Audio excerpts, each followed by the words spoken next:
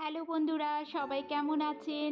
আশা করি সবাই ভালো আছেন আর আমরাও ভালো আছি। নূপুর ভাইজাগ ব্লগের আরেকটি ব্লগ নিয়ে আপনাদের সামনে চলে এলাম। আজকে হলো শনিবার আর এখন 9:30 মতন বাজে। টিফিনে পরোটা আর টমেটো চাটনি করেছি।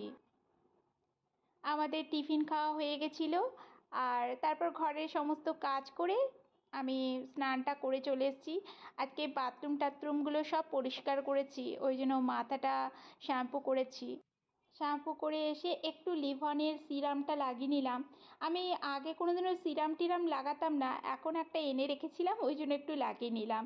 নাহলে এমনি প্লেনের মধ্যেই মানে শ্যাম্পু করার পরে আমি হালকা তেল লাগিয়ে নিই, তাতে না মানে চুলটা একদম ড্রাই হয়ে যায় না।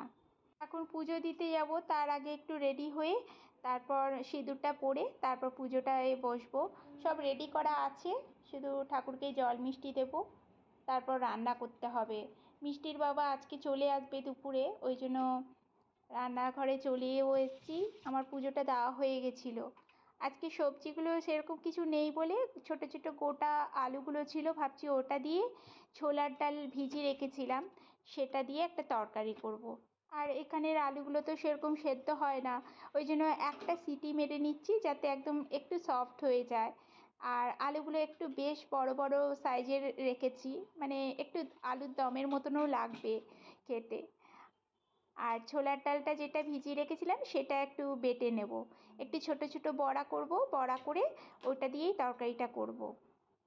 তার আগে ভাতটাও বসিয়ে দিলাম পাশে, রাইস কুকারে ভাতটাও হতে থাকবে, একবারে সব মানে কিছু হয়ে যাবে।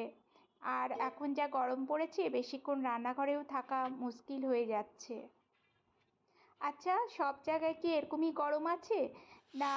আমাদের এখানে তো ভাইজাগে খুবই গরম। টমেটো পেস্টটার মধ্যে 2-3 কোয়া রসুনও দিয়েছিলাম, তাহলে একটু ফ্লেভারটা ভালো লাগবে, ওই জন্য টমেটো, রসুন আর 2টো কাঁচা লঙ্কাও দিয়েছিলাম। হয়ে গেছে, পেস্টটা নামিয়ে নিলাম। এখন ছোলার ডালটা একটু বেটে নেব। ছোলার ডালে শুধু একটু নুন দিয়েই বাটবো, একটু লঙ্কাটা দিলাম না কারণ মিষ্টির জন্য 2টো বড়া তুলবো। আর ঝাল হয়ে গেলে না ও একদম খেতে চাইছে না আজকাল। ঝালের তরকারি বানাচ্ছি ঠিকই, ওকে একদম ঝোল কম দিয়ে মাখিয়ে খাওয়াচ্ছি, তখন একটু খাচ্ছে। অসুবিধা হচ্ছে কিন্তু তাও তো শিখতে হবে আস্তে আস্তে করে। চলুন বড়াগুলো ভেজে নিলাম, এবার আলুটাও একটু হালকা করে ভেজে নেব, তাহলে স্বাদটা বেশ ভালোই লাগবে।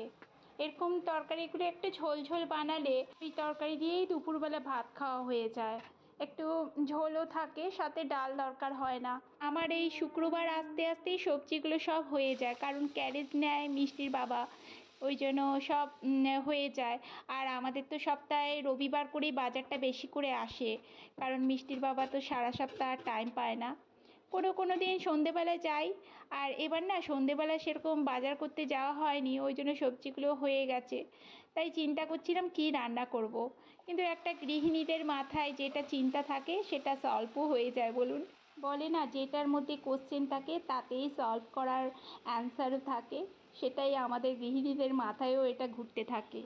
যেটা চিন্তা করব সেটার সলিউশন মাথা থেকেই বেরিয়ে যায়, শুধু একটু বুদ্ধি খাটাতে হবে। আমার পেঁয়াজটা বেশ ভাজা হয়ে গেছিলো, তাতে টমেটো পেস্ট দিয়ে দিয়েছিলাম আর ঘরোয়া যা যা মশলাগুলো সমস্ত দিয়ে দিয়েছিলাম। আর মশলাটা বেশ কষানোর পরে একটু ফ্রোজেন মটরশুঁটি ছিল সেটাও দিয়ে দিলাম, আর আলুটা দিয়ে দিলাম। কষানো বেশ ভালো হয়ে গেছিলো, একটু গরম জল দিয়ে ঢাকা দিয়ে দেবো। একটু গরম মশলা গুঁড়ো দিলাম, আমি ঘরেই বানাই গরম মশলা গুঁড়োটা, এত টেস্ট হয় না, গন্ধটা ফুটে উঠেছিল। এবার ঢাকনাটা খুলে বড়াগুলো দিয়ে দিলাম। তাই যখন ঘরে কোনো সবজি থাকবে না, এরকম ঝোল ঝোল বড়ার তরকারি করে নিলে এটা দিয়েই ভাত খাওয়া হয়ে যায় বলুন। আলু আর ডাল এই দুটো থাকলে ঘরে আর কিছুই দরকার হয় না, অন্তত 1-2 দিন এরকমভাবেই চলে যায়। আর খুব টেস্টিও হয়েছে তরকারিটা। চলুন এবার আমরা খাওয়া দাওয়া করব, মিষ্টির বাবার আসার টাইম হয়ে গেছে, আর মিষ্টিকে আগে খাইয়ে দেব। ভিডিওটা তাহলে এই পর্যন্তই। ভিডিওটা কেমন লাগলো অবশ্যই জানাবেন, আর ভালো লাগলে একটা লাইক করে দেবেন। নমস্কার।